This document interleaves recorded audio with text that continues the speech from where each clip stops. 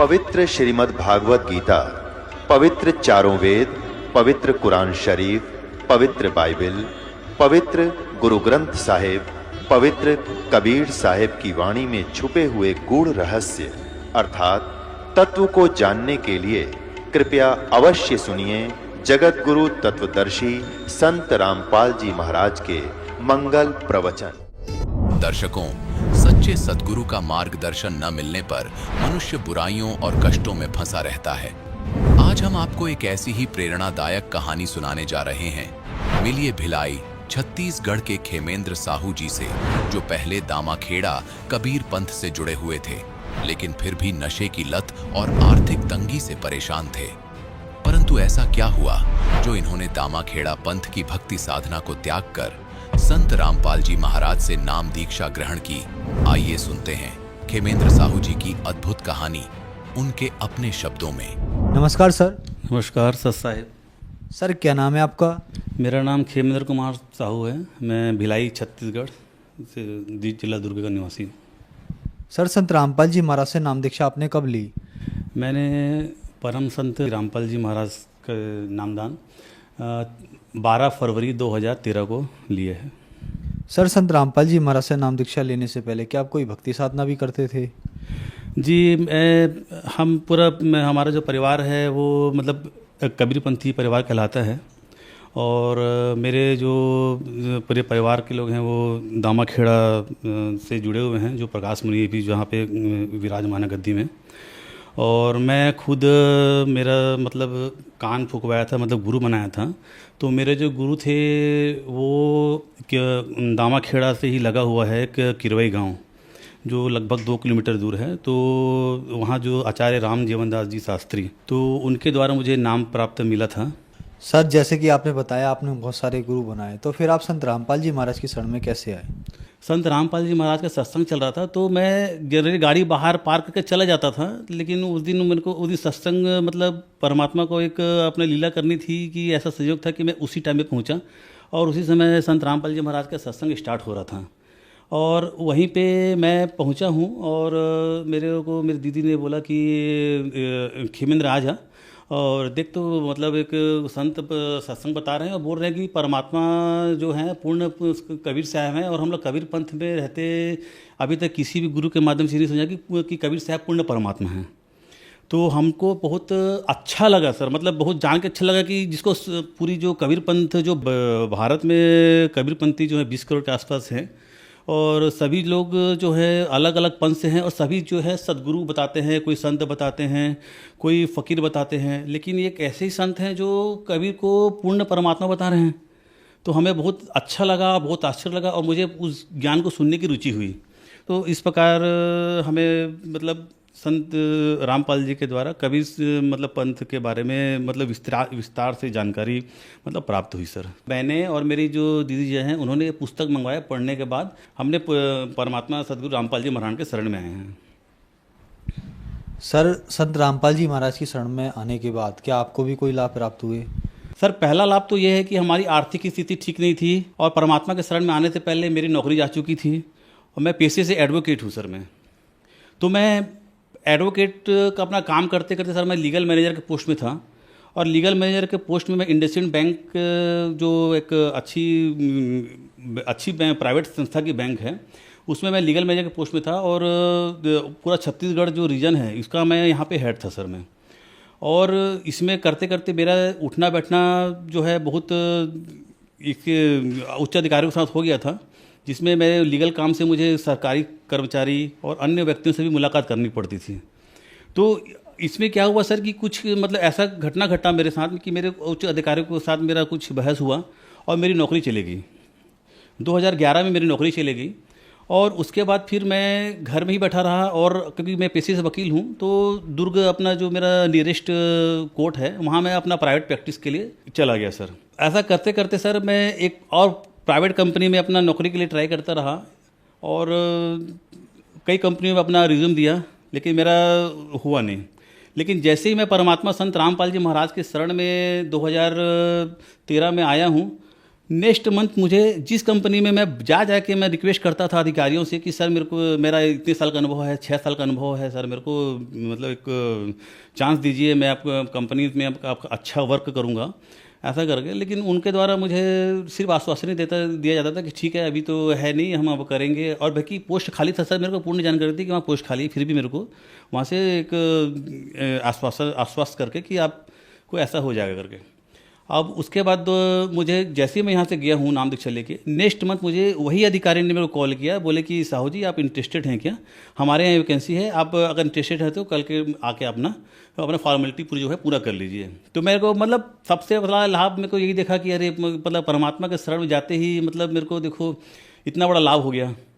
ये तो सर आर्थिक लाभ हुआ, शराब पीना चालू कर दिया था, सिगरेट पीना चालू कर दिया था, तंबाकू खाना चालू कर दिया था, और मतलब अब ये समझ लीजिए कि राक्षसों की गिनती में चालू हो गई थी। तो जैसे ही मैंने संत रामपाल जी महाराज के नाम प्राप्त करने के लिए आश्रम के लिए निकला, सेवाएं जो बसें चल रही थी वो बस खड़ी थी, और मैं सोचिए मतलब उस समय भी मेरे जेब में तब भारत छाप तंबाकू जो छत्तीसगढ़ में चलता है, भारत छाप तंबाकू और चूना मेरे जेब में था। लास्ट में जिंद स्टेशन में उतरा हूँ, तंबाकू रगड़ा हूँ, मुंह में डाला हूँ, और उसके बाद बस में बैठा हूँ। मैं बस में बैठने के बाद जैसे ही हमने आश्रम देखा तो पता नहीं मेरे अंदर क्या प्रेरणा हुई, मतलब क्या हुआ, या परमात्मा को ऐसा क्या मेरे मतलब मति फेरनी थी मेरी।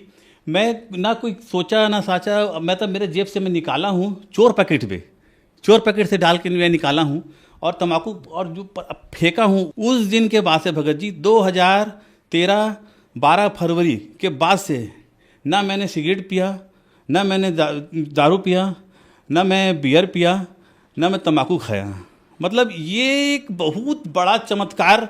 टॉयलेट जा रहा हूँ तो मेरे को तम्बाकू चाहिए, कहीं जा रहा हूँ तो सिगरेट चाहिए, तो इस टाइप का मतलब हरकत हो गया था सर। अब मैं एकदम परेशान हो गया था। तो इससे मेरे को परमात्मा ने मेरे को मुक्ति दिलाई, मेरा दूसरा लाभ। उसके बाद मुझे आध्यात्मिक लाभ हुआ, और उसके बाद मुझे नौकरी मिली। और इसी बीच में क्या हुआ था सर कि मैं पुस्तक मंगाए थे, तो मेरे यहाँ पिताजी जो हैं उनको दांत में पस भर गया था सर। वो भी नाम दीक्षित हैं, संत रामपाल जी महाराज के शरण में आ गए हैं। तो उनके दांत में पूरा वो क्या है, अपना पहले पान खाते थे तो उनके कारण उनका दांत जो है वो पूरा पस भर गया था। तो उसके कारण क्या था, वो पस जो है उनको दांत निकालते गए दांत पूरा आज के डेट में पूरा उनका दांत निकल गया है। और वो पस जो है धीरे धीरे करके पूरा ये जो श्वास की नली है सर हमारी, उसको पूरा जाम कर दिया था। मतलब सर वो डॉक्टर ने उनको ये बोल दिया था, वो आईसीयू पहुंच गए। आईसीयू पहुंचने के बाद डॉक्टर ने उनको ये बोल दिया कि अभी इनको बचाना मुश्किल है। मैं उसी दिन शाम को अंबिकापुर हमारी इंडस्ट्रियल बैंक में था, मैं उससे मीटिंग थी हमारी। तो मैं अपने बॉस को लगाया कि मैं सर मेरे फादर आईसीयू में हैं और उनको बहुत कम उम्मीद है सर, और मैं अभी जाने कंडीशन में नहीं हूँ ऐसा करके। तो तुरंत तत्काल में छुट्टी दे दिए। और मेरे बड़े भैया हैं वो अपना अलग दुखी हो गए, मैं अलग अपने जाके अपनी वाइफ के साथ और दीदी के साथ रोना चालू किया कि ये मतलब पिताजी अब नहीं रहेंगे, बोल रहे हैं डॉक्टर, पता नहीं डॉक्टर तो ऐसा जवाब दे दिए हैं, अब हम लोग कैसे करेंगे, क्या करेंगे ऐसा करके। तो पता नहीं अगर सर मैं इतना मतलब क्या हुआ कि हम लोग फिर प्रेरणा हुआ, क्या हुआ, मेरे यहाँ ज्ञान गंगा पुस्तक रखी हुई थी, मैं उस समय किराए में पहुँच गया, किराए के मकान में रहते थे हम लोग अलग। उसको बाद मैं गया हूँ और पुस्तक को मैंने खोल के देखा, और घर में ही अपने घर में उस पुस्तक को खोल के देखा तो मेरे को नेक्स्ट डे खबर मिला कि आपके जो फादर हैं वो आईसीयू से बाहर आ गए हैं। ये मेरे को बहुत बड़ा लाभ मिला, मतलब परमात्मा ने हमको लाभ ही लाभ दिया है सर। और उसके बाद मेरी पत्नी जो है वो प्राइवेट में थी, उसी बीच हम लोग संत रामपाल जी शरण के में आए थे। तो उसी बीच मेरा छोटा बेटा मेरी वाइफ ने कंसीव किया था। तो उसके बाद हमने बोला कि हम तो शरण में नहीं आ सकते हैं, अब तो इतना लंबा सफ़र भिलाई से मतलब छत्तीसगढ़ से हरियाणा जाना, तो परमात्मा संत रामपाल जी महाराज के आश्रम में नहीं जा सकते। तो मैं एक बोला कि काम करना, तुम संत रामपाल जी महाराज से ना एक बार सबको परमात्मा संत रामपाल जी महाराज सबको आशीर्वाद देते हुए चाहते हैं, और कुछ भी आपके मन में प्रश्न है तो वो सब पूरा प्रश्न पूछते हैं, सब चीज़ का आंसर देते थे उस समय।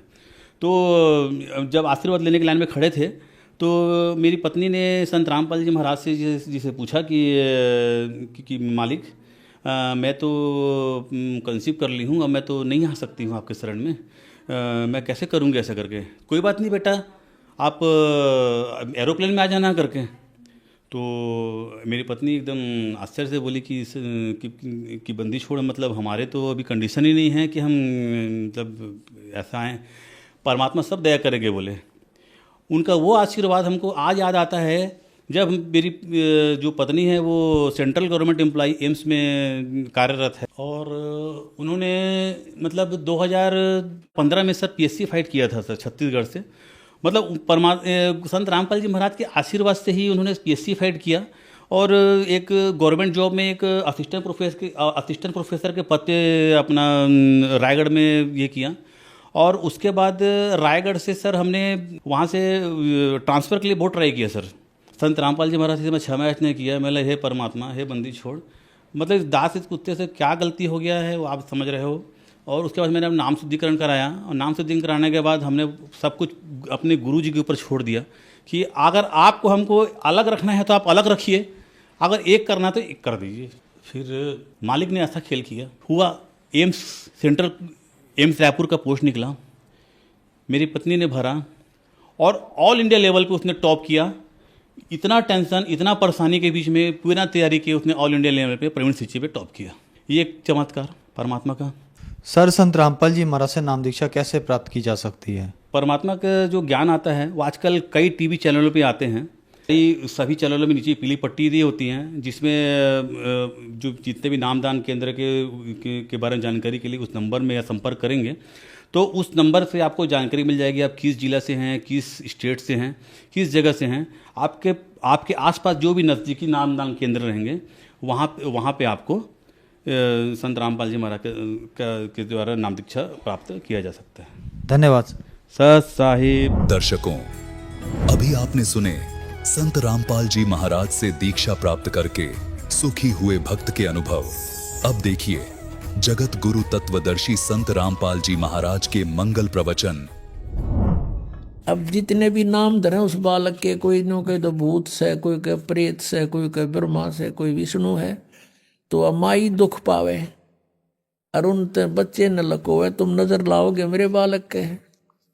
और क्यों नाम धरो हो न्यारे न्यारे। खलक मुल्क देखण गया वहाँ राजा प्रजा रीत, जम्बू दीप जिहाने में वो उतरे शब्द अतीत। ये जम्बू द्वीप है भारतवर्ष, कहते यहाँ पर परमात्मा अवतरित हुए। फिर क्या हुआ? दुनी कह यू देव है, देव कहते हैं ईश, ईश कह ये पार ब्रह्म है, पूर्ण विश्व बीश।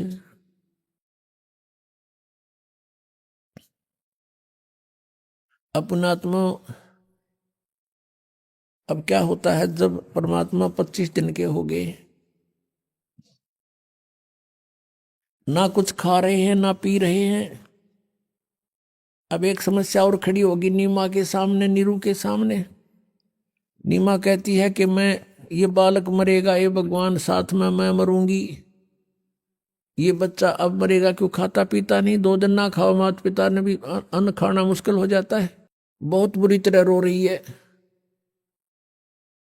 और भगवान शंकर को याद कर रही है, क्योंकि वो शंकर के पुजारी थे, भले मुसलमान बन गए थे। और कह रही है, हे भगवान शिव जी, या तो इसको देना ही नहीं था और देकर फिर छीन रहे हो। आपकी लीला अजब है, नहीं दिया था तो सब्र था, रो रहे थे, रो पीट कर टाइम पास कर रही थी। अब ये बच्चा मरेगा, साथ मरूंगी, अगला दिन नहीं पकड़ूंगी मैं, अन्न पानी त्याग दूंगी।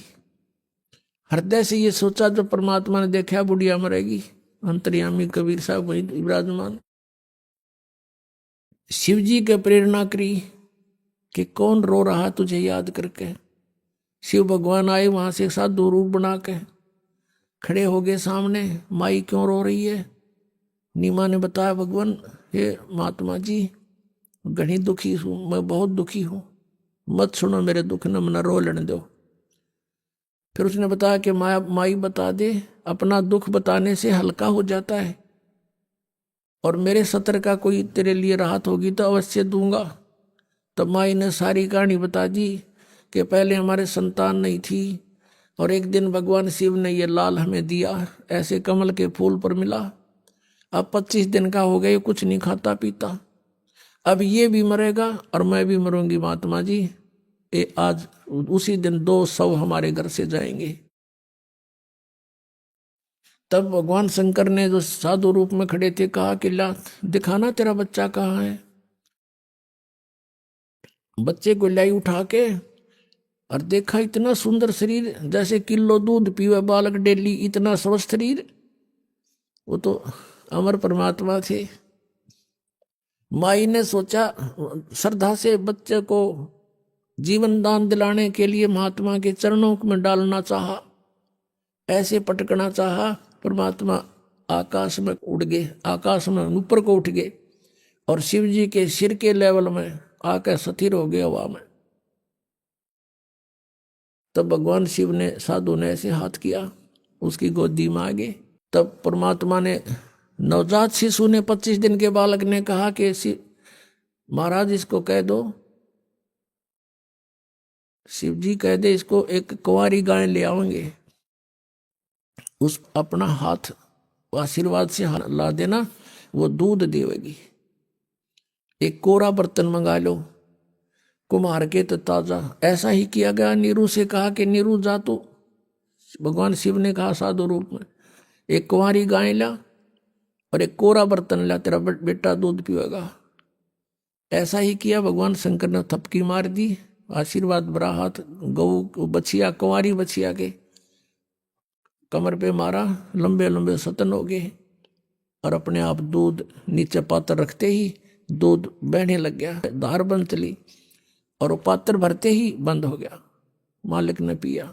तो पुण्यात्मा, अब ये लीला केवल कबीर साहब ने की है और वेद बताते हैं। अब आपको वेदों प्रमाण देंगे।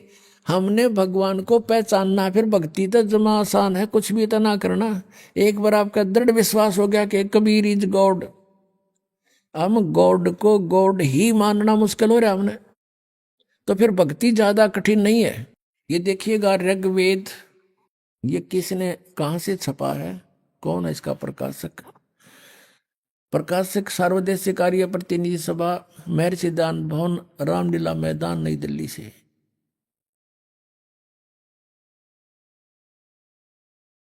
ये इसके मुद्रक हैं, Prince of set printers, 1510 Pataudi house, Daryaganj, नई दिल्ली से। ये 9-10 मंडल इकट्ठा ही अनुवाद करके जल्द किया हुआ है। ऋग्वेद मंडल 9 और सूक्त 1 का प्रथम मंत्र में देखो, इसमें वेद के मूल पाठ में ऐसा ही है। और इन्होंने कहा कि हे सोम स्वभाव परमात्मन, यानी परमात्मा की महिमा चल रही है। इनकी गड़बड़ी जो थी, इन्होंने गलती की अनुवादकर्ताओं ने कि भगवान निराकार है, इसलिए कहीं अर्थों के अनर्थ करना चाहा। उसको सिद्ध करने के लिए यहां से दिखा रहा है दास। अब 2 नंबर मंत्र में हे परमात्मन आप, भगवान की महिमा चल रही है। और फिर तीसरे मंत्र में हे परमात्मन आप, फिर चौथे मंत्र में हे परमात्मन आप, और फिर 5वें मंत्र में हे परमात्मन तुमको, और फिर 6ठे मंत्र में हे परमात्मन। अब 7वां में याद आ गई इनके, दानन तो निराकार बताया करता, अगर तन लिखा है इसका, उसमें लिख दिया उस पुरुष को, या ना लिखना उस परमात्मा को। और फिर 8वें में देखो, यह लिख दिया उस पुरुष को, यहाँ लिखना था उस परमात्मा को, परमेश्वर को। अब ये भी कंसेप्ट क्लियर करते हैं। अब वर्तमान के अंदर इन वेदों की ठेकेदारी इन आर्य समाजियां ले रखी है और महर्षि दयानंद को ये महाविद्वान मानते हैं। अब वेदों का अनुवाद इन्होंने कर रखा है। अगर दास करे तो ये न्यू कहते हैं कि रामपाल ने संस्कृत ना आती, ये सारी झूठ बोलता है। ये तो महर्षि तो विद्वान था, ये आचार्य विद्वान है, वो संस्कृत जानते थे, उनका अनुवाद सही है। अब दास पर कृपा करी परमात्मा ने कि इनकी बुद्धि फेर दी जब अनुवाद करें थे, फिर भी ये सच को छुपा नहीं सके कहीं ना कहीं, क्योंकि चोर चुरावे तुम बड़ी गाड्डे पानी में, वो गाड्डे हुआ ऊपर आवे न सच्चाई छनी ना। अब दयानंद के शब्दों में दिखाते पुरुष माने क्या होता है। देखिए ये एक पुस्तक है महर्षि दयानंद सरस्वती कृत, ऋग्वेद आदि भाष्य भूमिका, इसका नाम है इतना, ऋग्वेद नहीं है यो, ऋग्वेद आदि भाष्य भूमिका इस पुस्तक का नाम है।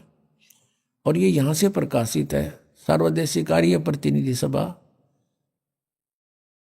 महर्षि दयानंद भवन 3/5 आसफ अली रोड नई दिल्ली। अब इसके 125 पृष्ठ पर आपको दिखाते हैं। ये 125 पृष्ठ, यह सृष्टि विद्या विषय संक्षेप। अच्छा, इसमें यहां ये कोई अनुवाद करना चाहा इसने, भाषार्थ कर रहे हैं कि पुरुष माने यत पुरुष, ये संस्कृत है। पुरुष उसको कहते हैं कि जो सर्वशक्तिमान ईश्वर कहता है। अंडरस्टूड हो गया? पुरुष माने परमेश्वर, सर्वशक्तिमान प्रभु, पुरुष उसको कहते हैं इसके ही शब्दों में। अब हम फिर आते हैं ऋग्वेद के उसी मंडल में, ऋग्वेद मंडल नंबर 9, सूक्त नंबर 1, मंत्र नंबर अब 8 और 9 में यहां इन्होंने पुरुष लिख दिया, तो पुरुष का अर्थ परमेश्वर ही होता है। देखिएगा, ये ऋग्वेद हम फिर पढ़ रहे हैं, वही जो अभी आपको दिखाया था थोड़ी देर पहले, ये वही मंडल है। ऋग्वेद मंडल नंबर 9 और सूक्त नंबर 1। अब मंत्र नंबर 6 तक तो इन्हें लिख दिया परमात्मा, और आगे इन सोचिए तो बात बिगड़े, पहले शुरू कर दिया उस पुरुष को, उस परमेश्वर को, ये करना था। यहां देखो 8वें में, उस पुरुष को उग्र गतियां प्रेरणा करती हैं और भासमान शरीर को यानी बहुत सुंदर तेजोमय शरीर को वह पुरुष यानी वह परमात्मा, जैसा दान दापे बता रहा, पुरुष माने परमेश्वर, वह परमात्मा प्राप्त होता है। तो निराकार कहाँ रहा भगवान, ये निराकार कहा करते, यहाँ देखिएगा। और फिर ये भी निर्णय दिया है इसमें, शरीर धारण करता है और जिसमें 3 प्रकार से दूसरों का वारण करने वाला मधुमेह शरीर मिलता है। अब यहां देखिए 9वां ऋग्वेद मंडल नंबर 9 सूक्त नंबर 1 मंत्र नंबर 9 में ये मूल पाठ में शिशु नाम है, शिशुम यानी शिशु, बालक रूप।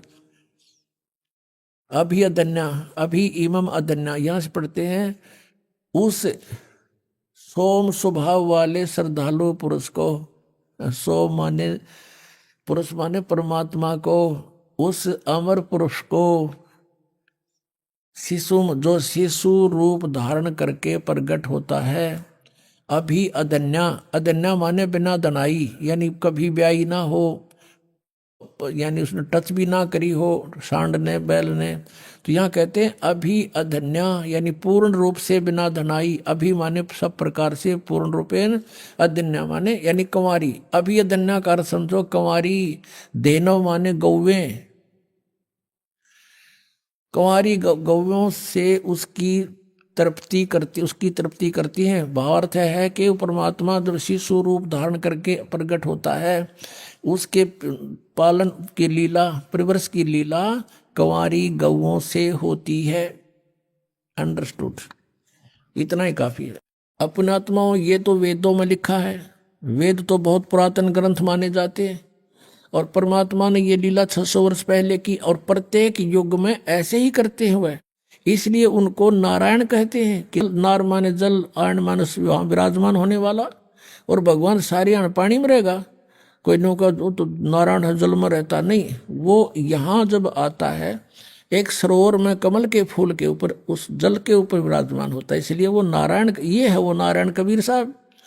अब ये 600 वर्ष पहले जो लीला हुई थी और लिपिबद्ध की थी धर्मदास साहब जी ने, वो कबीर सागर नाम है उसका, मालिक की लीलाओं का, उनकी वार्ता का। अब कबीर सागर में प्रमाणित करते हैं कि ये लीला भगवान ने खुद देखी थी आके। इन सभी सदग्रंथों से हमने भगवान परमात्मा को पहचानना है, और फिर भक्ति करेंगे डट के, फिर निसंशय होकर के भक्ति किया करेंगे। ये थोड़े से दिन की बात है, पूरे विश्व में ये बात आप पर सेट हो जाएगी कि सचमुच परमात्मा एक ही है, हम एक पिता की संतान हैं। पूरी पृथ्वी पर हम एक ही प्राणी हैं, एक ही पिता की संतान है, और मोक्ष सभी को चाहिए, यहाँ से छुटकारा सबको चाहिए। तो सबको यही साधना करनी पड़ेगी और कोई विश्व में विकल्प नहीं रहेगा, क्योंकि ज्ञान से जानकारी होती है हमारे को। अब ज्ञान ऐसा निर्मल हो गया, इसमें संशय नहीं रहा कि हु इज गॉड, कौन है वो परमात्मा। Kabir is God. ये देखो, ये कबीर सागर है, खेमरा श्री कृष्ण दास प्रकाशन बंबई से। ये कबीर पंथी का ही कबीर सागर, ज्ञान सागर प्रथम खंड, कबीर पंथी भारत पथिक स्वामी युगलानंद बिहारी द्वारा पुरस्कृत, इसके द्वारा संशोधित। मुद्रक एवं प्रकाशक हैं खेमरा श्री कृष्ण दास, अध्यक्ष श्री वेंकटेश्वर प्रेस, खेमरा श्री कृष्ण दास मार्ग बंबई। अब इसके इसी ज्ञान सागर में, ये ज्ञान सागर है और पृष्ठ नंबर 74 पे है। ये पृष्ठ है इनका 74 पे। अब यहां लिखा है, सुन जुल्हा मन भयो आनंदा, जिमी चकोर पायो निशी चंदा, ले सुत चले हर्ष मन कीन्या, तासो पुन अस बोल ही दीन्या।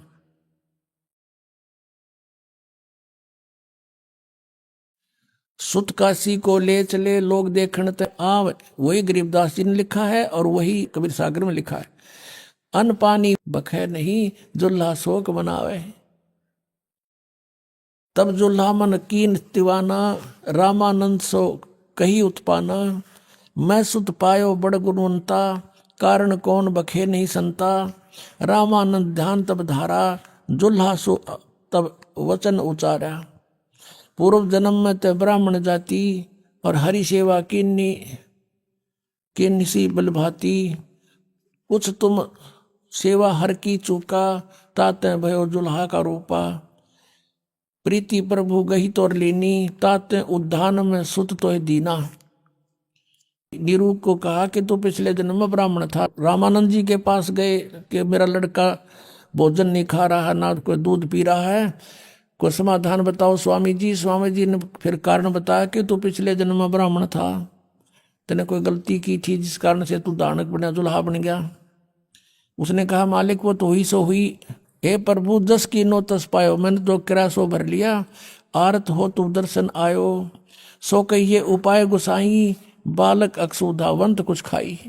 ऐसा विधि बताओ मेरा बच्चा कुछ खा ले। रामानंद युक्ति विचारा, तुम सुत कोई ज्ञानी अवतारा, बचिया जाही बैल नहीं लागा, सोले ठाड करो ते आगा।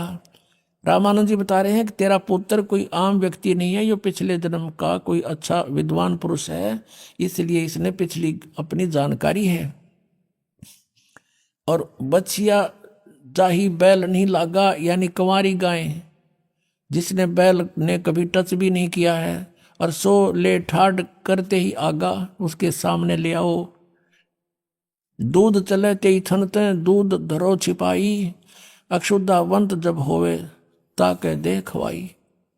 जुल्हा एक बछिया ले आवा, और चलो दूत कोई मरम न पावा, चलो दूत जुल्हा हरसाना, राग छिपाई का हो नहीं जाना।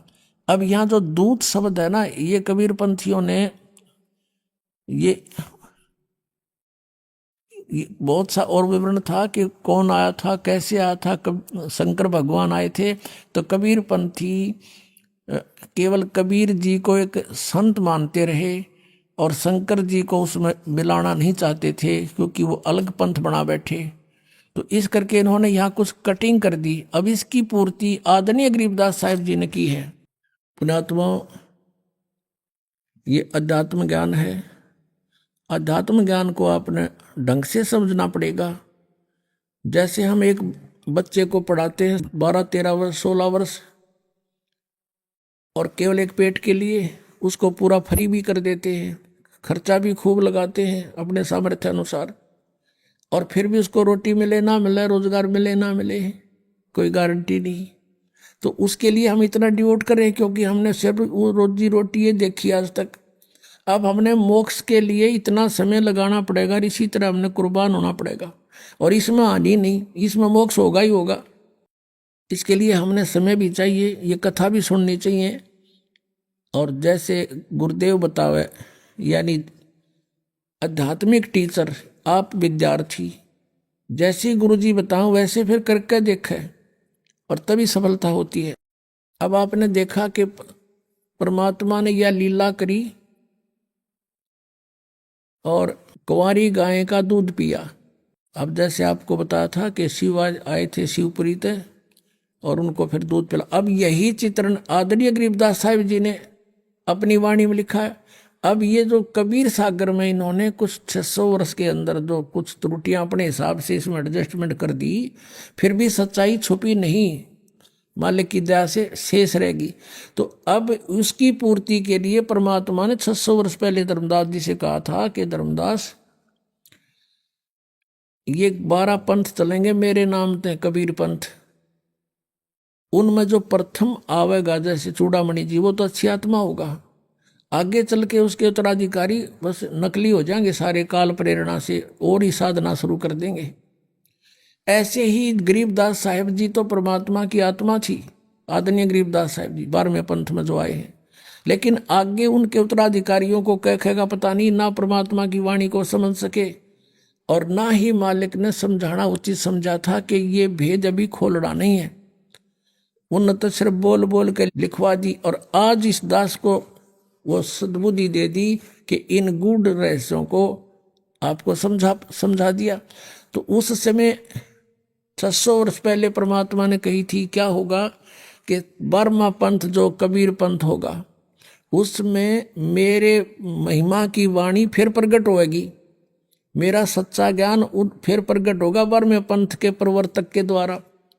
लेकिन उस 12वें पंथ के अनुयायी भी उस मार्ग को समझ नहीं सकेंगे, क्योंकि परमात्मा ने कहा था धर्मदास तो लाख दुहाई, ये मूल ज्ञान की तबार न जाई, मूल ज्ञान बार जो पढ़ी, बिचली पीढ़ी हंस नहीं तरही। इसलिए गरीबदास साहिब जी ने भी बोल बोल के लिखवा दी, उसका निर्णय नहीं दिया किसी को। इसलिए कहा कि ये सब पढ़ेंगे गरीबदास वाले पंथ के भी लोग, लेकिन वो समझ नहीं सकेंगे। असंग जन्म सतलोक नहीं जा सकते, उनमें अभिमान हो जाएगा कि हम गरीबदास अनुयायी हैं, हमारे वो ग्रंथ हमने अच्छी तरह आता है, उनको कक्का नहीं पता ये दास उसमें रह क्या है। अब ये प्रमाण भी कबीर सागर से देंगे आपको।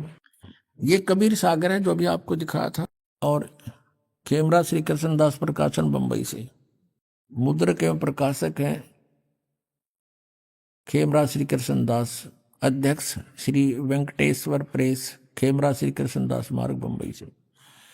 ज्ञान सागर इसका अनुवादक भी कबीर पंथी है, इसका जो संशोधक है कबीर पंथी भारत पथिक युगलानंद बिहारी द्वारा परीक्षित। मुद्रक एवं प्रकाशक हैं खेमरा श्री कृष्ण दास, ये आपको दिखाई दिया। ये कबीर वाणी है और प्रश्न नंबर ये 136 पे क्या बताया है, 12 पंथ चलो सो भेद। 12 पंथ जैसे चले कबीर परमात्मा ने 600 वर्ष पहले बताया कि 12 पंथ ऐसे होंगे। वो प्रथम 12 पंथ काल फुरमाना और भूले जीव न जाव ठिकाना। इन 12 पंथों में ये प्राणी कोई भी पार नहीं हो पाएगा। अब क्या बताया है कि 12 पंथ काल फुरमाना, इन 12 पंथों में काल का ही संदेश रहेगा। और भूले जीव न जाए ठिकाना, ताते आगम कह हम बाखा। यह लिखना था प्रथम वंश चूड़ामणि शाखा, लेकिन यहाँ इन्होंने कबीर पंथियों ने गड़बड़ कर दी कि चूड़ामणि जी को काल का पंथ नहीं बताना चाहते थे, लेकिन सच्चाई नहीं छुपती। प्रथम जग में जागो बरमावे और बिना भेद वो ग्रंथ चुरावे। दूसर सुरत गोपाल होई मूल निरंजन, फिर पंथ टकसार पंथ, फिर सतनामी पंथ, ये जीवा पंथ, सतनामी पंथ, राम कबीर पंथ। अब यहां इन्होंने क्लियर लिखा है कबीर चरित्र बोध में, ये है बोध सागर में कबीर चरित्र बोध,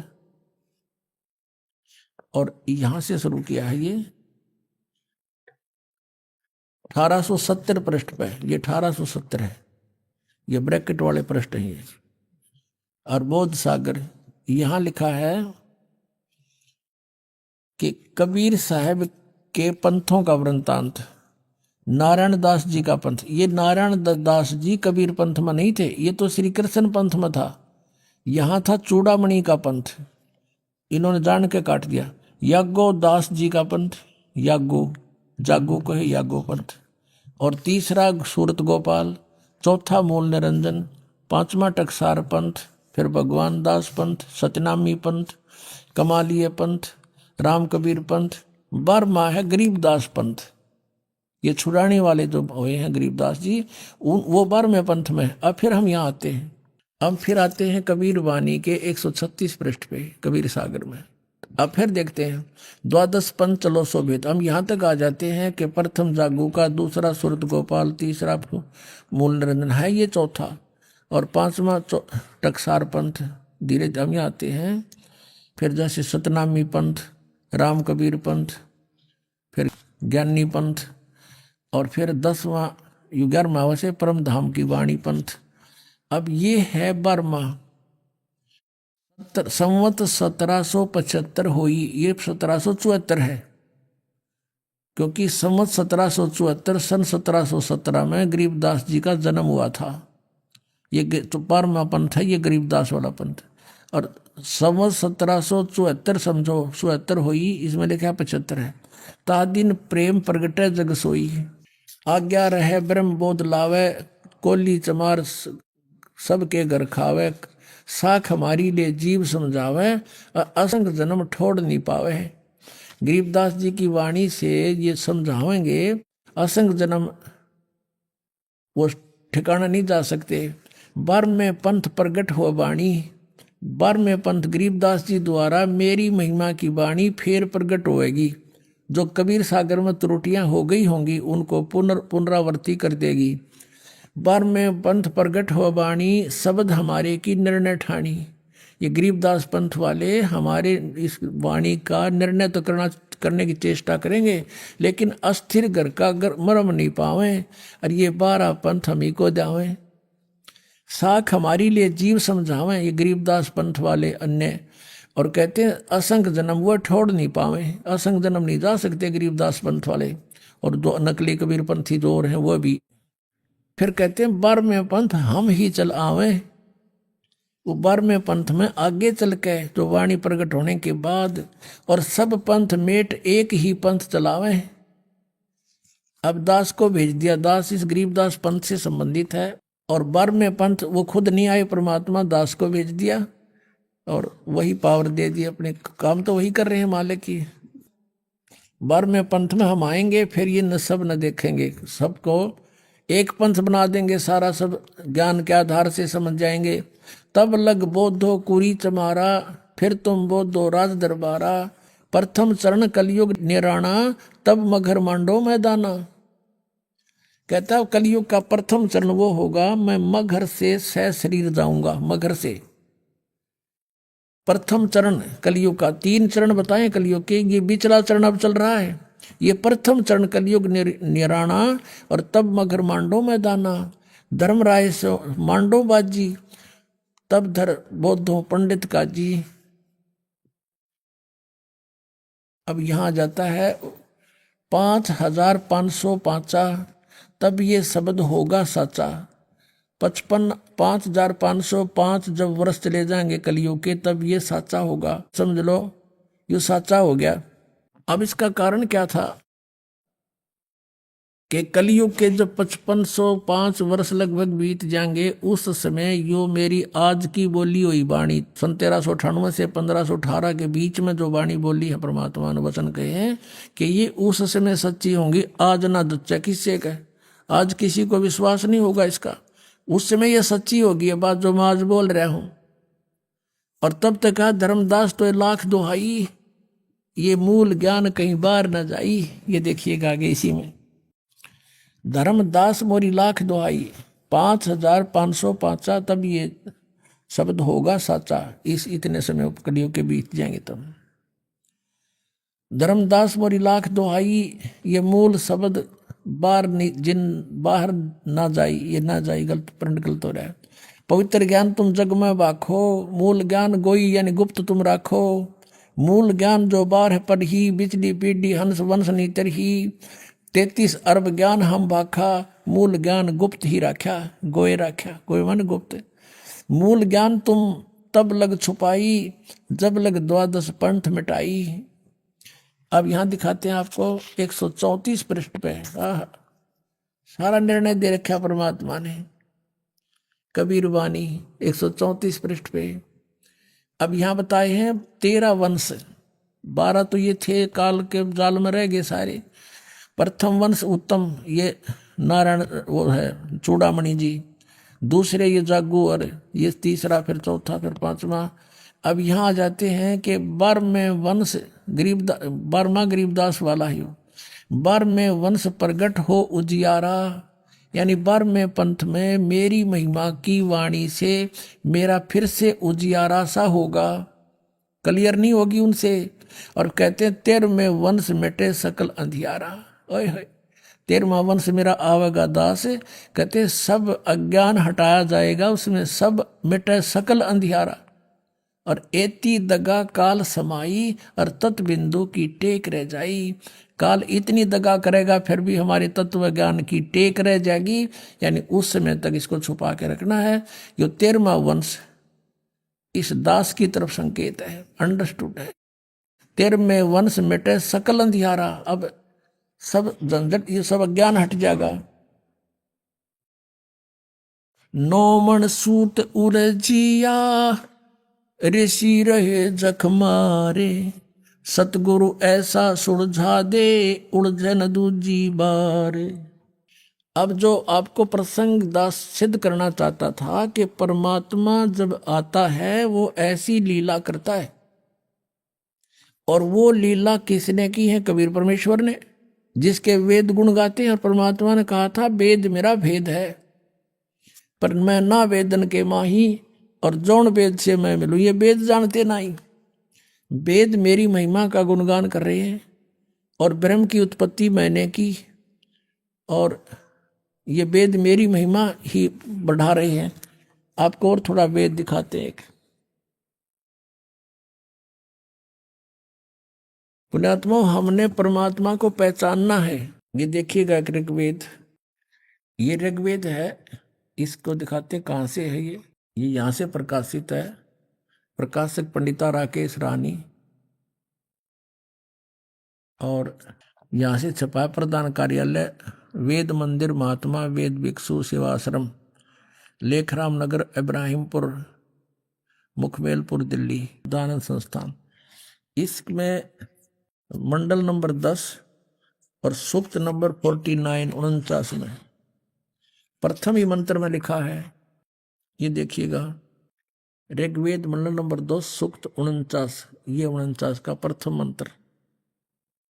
इस प्रथम मंत्र में लिखा है, परमात्मा कहते हैं मैं स्तुति करने वाले को, जो सत्साधना करते हैं उसको, सनातन ऐश्वर्य निवास योग लोक मोक्ष तथा ज्ञान प्रदान करता हूं। मैं स्तुति करने वाले को सनातन ऐश्वर्य, यानी जो सदा रहने वाला, कभी नाश ना हो, मोक्ष निवास योग्य लोक, यानी सतलोक, पूर्ण मोक्ष तथा ज्ञान प्रदान करता हूं।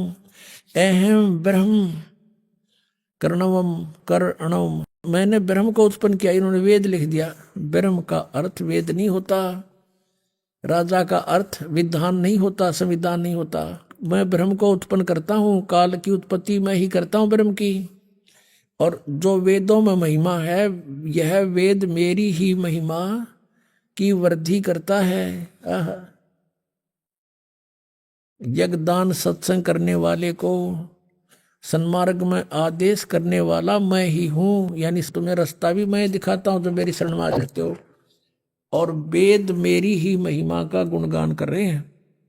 अब क्या बताते हैं, अब ये सारे प्रमाण हो गए कि कबीर परमात्मा, वेदों में लिखा कि परमात्मा कहता है कि मेरा भेद है वेदों में पूरा, और ब्रह्म की उत्पत्ति मैंने की, काल की, इस ब्रह्म की। और वही खुद अपने सूक्ष्म वेद में 600 वर्ष पहले कहा था, वेद मेरा भेद है, मन्ना वेदन के माही, यानी जिस इन वेदों में मेरे पाने की विधि नहीं है, लेकिन महिमा मेरी ही है सारी। अब ये दास फिर उसी टॉपिक पर आता है कि आदरणीय गरीबदास साहिब जी की जो वाणी प्रकट हुई उन्होंने उसकी पूर्ति की है। कबीर सागर में भी छुपी नहीं रही बात कि वो कह रहे रामानंद जी ने कहा नहीं, ये दूत शब्द बीच में है। वो कहते उन्हें पता नहीं था वो कौन था, भगवान का भेजा हुआ कोई दूत आया था, वो बता गया कुंवारी गाय पर थपकी मार देगी। तो यहाँ कबीर सागर में लिखा है कि बछिया जाए बैल नहीं लागा, वो गाय लाओ जो अनटच हो, कुंवारी गाय हो। और यहाँ क्या कहते हैं गरीबदास जी, शिव उतरे शिवपुरी से अवगत बदन विनोदे, मैं के कमल खुशी बहे लिया ईस को गोदे। उस परमात्मा को गोदी में ले लिया भगवान शिव जी ने। और शिव उतरे शिवपुरी से चल कर आए और वहां बच्चे को गोद में लिया। नजर नजर से मिल गई किया ईस प्रणाम, धन मोमिन धन पूर्णा ये धन का सीनी काम। दोनों भगवानों की जब नजर नजर से में मिली तो शिव जी समझ गए ये कोई परम शक्ति है, बड़ा सिद्ध पुरुष है, इतनी नवीना ज्ञान है कि ये कौन थे। फिर जैसे परमात्मा ने आदेश दिया, कहा शंकर भगवान से कि ऐसे ऐसे इनको कहो कुंवारी गाय लावें और उसके ऊपर आप अपना हाथ रख देना। तो गरीबदास जी कहते अनब्यावर को दूहत है, दूध दिया तत्काल, पीवे बालक ब्रह्म गति ता शिव भय दयाल। तो इससे सिद्ध हो गया कि कबीर सागर बता रहे हैं, कबीर साहब की जो लीला पुरातन है। और फिर परमात्मा गरीबदास साहिब जी को मिले, अपनी महिमा अनुसार आते हैं, अच्छी आत्माओं को मिलते हैं, उनको ज्ञान देते हैं। फिर उन श्रेष्ठ आत्माओं में से जिनको परमात्मा मिले थे, गरीबदास जी ने यही बताया है कि परमात्मा ने कुंवारी गाय का बिना ब्याई गाय का दूध पिया। अभी आपने सुने संत रामपाल जी महाराज के मंगल प्रवचन। आइए अब सुनते हैं संत रामपाल जी महाराज से नाम दीक्षा लेकर सतभक्ति करके अद्भुत लाभ प्राप्त करने वाले अनुयायी के विचार। दर्शकों, ये सच्ची कहानी है उत्तराखंड के रुड़की जिले के रहने वाले बंकू दास जी की, जो सावन कृपाल रूहानी मिशन और दामाखेड़ा कबीर पंथ से जुड़े थे और इनके द्वारा बताई गई भक्ति साधना किया करते थे। लेकिन इतनी भक्ति करने के बाद भी बंकू जी के जीवन में दुख खत्म होने का नाम ही नहीं ले रहे थे। फिर अचानक बंकू जी ने सावन कृपाल रूहानी मिशन और दामाखेड़ा कबीर पंथ को त्याग कर संत रामपाल जी महाराज से नाम दीक्षा ग्रहण की। आखिर बंकू जी ने संत रामपाल जी महाराज से नाम दीक्षा क्यों ली? आइए जानते हैं बंकू दास जी की सच्ची कहानी, उन्हीं की जुबानी। नमस्कार सर। नमस्कार जी। सर क्या नाम है आपका? मेरा नाम बंकू दास है सर। बंकू दास जी, आप कहाँ से हैं? रुड़की से हूँ जी, जिला हरिद्वार उत्तराखंड से। सर संत रामपाल जी महाराज से नाम दीक्षा आपने कब ली? 28 मार्च 2018 में ली सर। सर संत रामपाल जी महाराज से नाम दीक्षा लेने से पहले क्या आप कोई भक्ति साधना भी करते थे? जी सर, संत रामपाल जी महाराज से नाम दीक्षा लेने से पहले मैं 16 साल सावन कृपाल रूहानी मिशन में रहा। राजेंद्र जी महाराज से नाम दीक्षा ली थी और उसके बाद 4 साल दामाखेड़े में रहे जी। और जो साधना वहाँ से उन्होंने बताई वो साधना करी। वो साधना करने के बाद भी हमें दुखों का पहाड़ टूटता रहा। सर फिर क्या कारण बना कि आप संत रामपाल जी महाराज की शरण में आए? सर जी, हम जो है संत रामपाल जी महाराज की शरण में आए। हमारे एक मित्र हैं जो मतलब सावन कृपाल रूहानी मिशन में थे, उन्होंने संत रामपाल जी महाराज से नाम दीक्षा ली थी। और उसके बाद उनके हम संपर्क में जैसे आए, उन्होंने हमें ज्ञान गंगा पुस्तक दी, कहा कि भाई ये पुस्तक पढ़ो और जो तुम्हारे घर में जो दिक्कत परेशानी है, मतलब एक संत रामपाल जी महाराज ही पूर्ण संत है धरती पर जो मतलब इस चीज़ से निजात दिला सकें। तो हमने वो ज्ञान गंगा पुस्तक पढ़ी। हमें थोड़ा ये लगा कि कुछ नहीं है, क्योंकि दामाखेड़े में बताते थे कि भाई ये तो जो है ना एक संत है जो मतलब शास्त्रों को पढ़ पढ़ के बताएगा और मतलब जो है इस तरह की कुछ उन्होंने अनुराग सागर के अंदर जो फेरबदल कर रखा वो लिख रखी बातें। हमने सोचा मैं भाई ये तो कुछ नहीं है। हमने उन भगत को भी कहा कि भाई आप गलत चले गए, क्योंकि हम पहले एक ही मिशन में थे, सावन कृपाल रूहानी मिशन में हम दोनों थे। तो वो तो चले गए संत रामपाल जी महाराज की शरण में और हम दामाखेड़े में चले गए। उसके बाद वो लगे कहने कि भाई आप जो है मतलब संत रामपाल जी महाराज की शरण में आ जाओ, आपका जो है संकट सारा मतलब जो है यहाँ ही निमट सके और कहीं नहीं निमट सकता। तो हमने कहा कि भाई आप गलत चले गए, आप जो है मतलब जो है इधर दामाखेड़े में आओ कि यही गद्दी है, मतलब जो कबीर साहब जी मतलब कह गए थे भाई दामा खेड़े में मतलब उनका वह है। तो ले कहने कि चलो भाई कोई बात नहीं। फिर मेरी भगतमती दिक्कत लगी करने और हम जाए क्या नाम निकला है परेशानी होने लगी। हमने सोचा कि भाई चलो देख लेते हैं। तो मैं अपनी भगतमती को नाम दीक्षा दिलाने के लिए लेकर आया नामदान केंद्र रुड़की पे। उसके बाद मैंने सोचा कि भाई जैसे नियम परमात्मा ने नियम जो लिख रखे हैं और संत रामपाल जी महाराज की जो नियम मर्यादा है वो मैंने सुनी, तो मुझे अच्छा लगा कि भाई ये तो नियम मर्यादा जो गुरुजी बता रहे संत रामपाल जी महाराज, ये तो जगत वालों को भी करनी चाहिए। तो मुझे वो अच्छा लगा। संत रामपाल जी महाराज से नाम दीक्षा लीजिए मैंने। सर फिर संत रामपाल जी महाराज से नाम दीक्षा लेने के बाद क्या आपको लाभ भी मिले? हाँ जी, संत रामपाल जी महाराज से नाम दीक्षा लेने के बाद हमें बहुत लाभ मिले सर। मेरे एलर्जी थी पूरे शरीर में और मेरे शरीर पर भी सोजा आ चुका था। मेरे खून में इन्फेक्शन हो गया था, आंखों में भी एलर्जी हो गई थी और मेरे बहुत बड़े बड़े मतलब जख्म हो चुके थे। मैं हरिद्वार में एक डॉक्टर है उनके यहाँ भी इलाज करा, रुड़की में भी इलाज करा, फिर मैंने एम्स में इलाज करवा। मेरी रिपोर्टें वगैरह भी थी वो मैं सर भूल गया। और उसके बाद मैं बहुत परेशान हो गया था। 5 साल से मेरा एलर्जी रही, मुझे कोई आराम नहीं मिला। मेरा हलवाई का काम है सर, मैं भट्टी पर जैसे बैठता था मेरे बेचैनी हो जाती और मैं रात को मतलब बिस्तर में भी, सर्दी के महीने बिस्तर में भी नहीं पड़ सकूँ था क्योंकि मेरा बहुत परेशानी होती। तो मैं संत रामपाल जी महाराज की शरण में जैसे आया तो मुझे उस एलर्जी से भी मतलब आराम मिला और मैं बिल्कुल ठीक हूँ सर अब जा। और मेरा माइग्रेन का दर्द था सर, वो बचपन से ही था और बहुत दर्द होता था। मैं दवाई लेकर मतलब काम पे जाता था सर, दवाई के बिना मेरे से काम नहीं होता। भट्टी पे बैठने से मतलब एक तो एलर्जी परेशान कर थी, ऊपर से माइग्रेन का दर्द और घर का खर्चा उठाना। घर में मतलब इतनी आर्थिक स्थिति नाजुक थी, 5 लाख रुपए कर्ज हो चुके थे सर घर में। मतलब जितने सैने सट्टे हैं जहाँ भी अपनी भगतमती को ओपरे के लिए भूत बाधा ठीक कराने के लिए लेके जाते थे सर।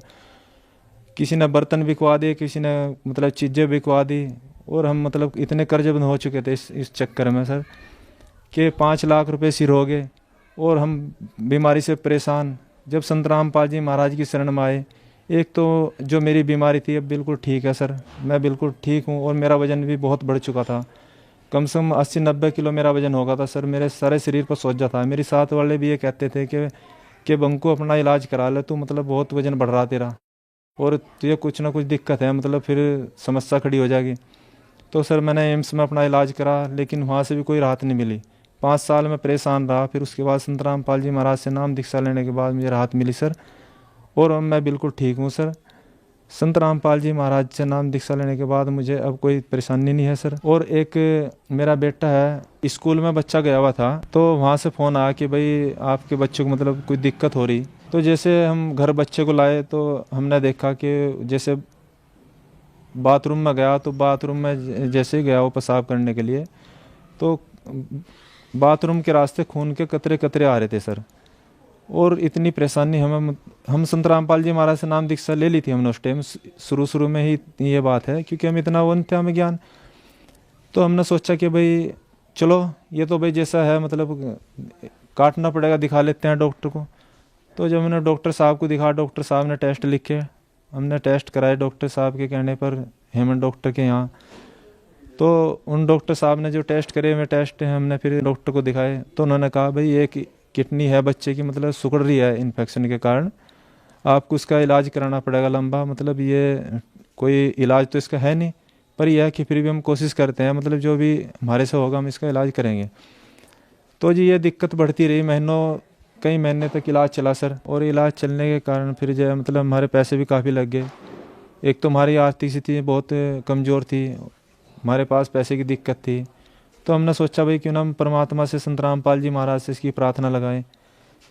तो हमने संत रामपाल जी महाराज से प्रार्थना लगाई। प्रार्थना लगाने के बाद वहाँ से आदेश आया कि भाई कल मतलब जो आप इसका वो करना जो संत रामपाल जी महाराज के यहाँ से।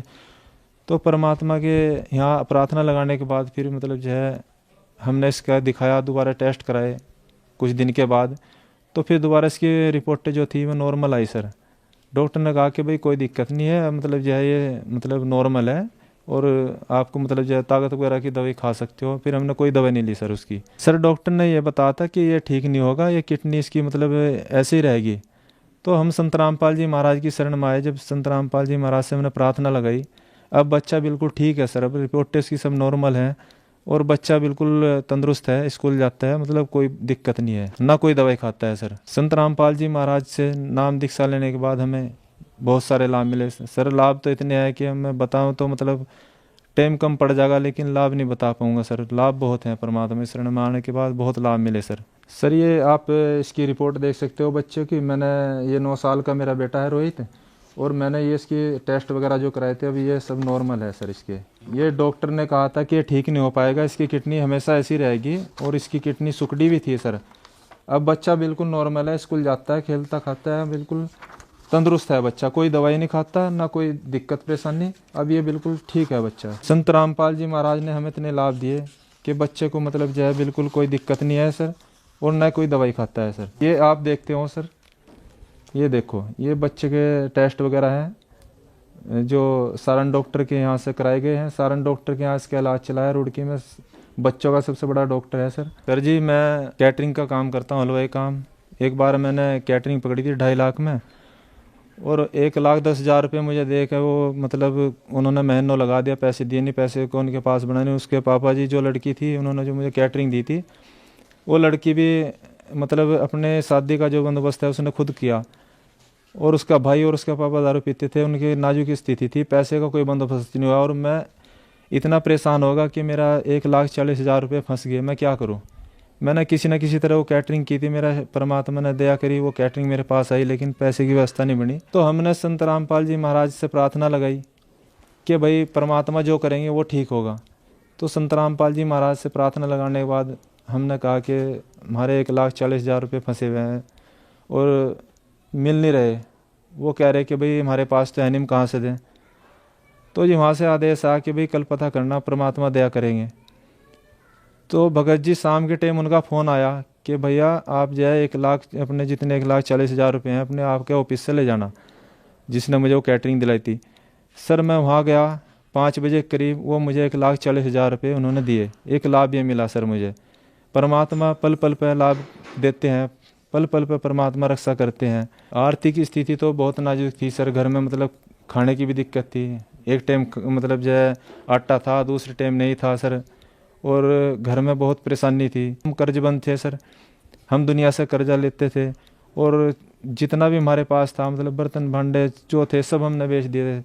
और परमात्मा संत रामपाल जी महाराज की शरण में आने के बाद हमने सर मतलब और जो भी किसी की दिक्कत परेशानी है, रिश्तेदारों को भी और भी कोई मतलब जो है मदद की हमने पैसे से। अब परमात्मा ने बहुत लाभ दिए है, अब कोई दिक्कत नहीं है। परमात्मा की शरण में आके हमें सब बिल्कुल ठीक है सर, और कोई परेशानी नहीं है। परमात्मा की शरण में आने के बाद हमें बहुत लाभ मिले, और परमात्मा ने बहुत दया की। सर संत रामपाल जी महाराज से नाम दीक्षा लेने के बाद आपको बहुत सारे लाभ मिले। संत रामपाल जी महाराज ने उजड़ा परिवार बसाया। सर जो श्रद्धालु आज आपको देख रहे हैं, बहुत सारे परिवार हैं जो दुखी हैं, उनके लिए आप क्या कहना चाहेंगे? सर दास की यही प्रार्थना है कि संत रामपाल जी महाराज पूर्ण परमात्मा कबीर देव भगवान का स्वरूप हैं, और धरती पाए हुए हैं, और हमें ज्ञान समझा रहे हैं। ज्ञान परमात्मा का पूरे संसार में फैला हुआ है। परमात्मा का ज्ञान सुनो। परमात्मा का जो आप प्रोग्राम देखोगे, परमात्मा शास्त्र अनुकूल साधना बताते हैं। संत रामपाल जी महाराज कहते हैं कि भाई जो साधना आप कर रहे हैं ये गलत है। साधना आप शास्त्र अनुसार साधना करोगे तो आपको लाभ मिलेंगे। तो परमात्मा की शरण में आए और अपना कल्याण कराए। आप सबसे सब संसार वालों से, भाई बहनों से यही प्रार्थना है। संत रामपाल जी महाराज की शरण में कैसे आ सकते हैं? संत रामपाल जी महाराज की शरण में सर चैनल पे जैसे पीली पट्टी आती है, उस पर कुछ नंबर आते हैं परमात्मा के, संत रामपाल जी महाराज के आश्रम की तरफ से। उन नंबरों पे आप फ़ोन करके आप जो है नज़दीकी नामदान केंद्र का अपने आसपास पता कर सकते हो, और परमात्मा से नाम दीक्षा लेके अपना कल्याण करा सकते हो सर। धन्यवाद सर। सच्चाई जी।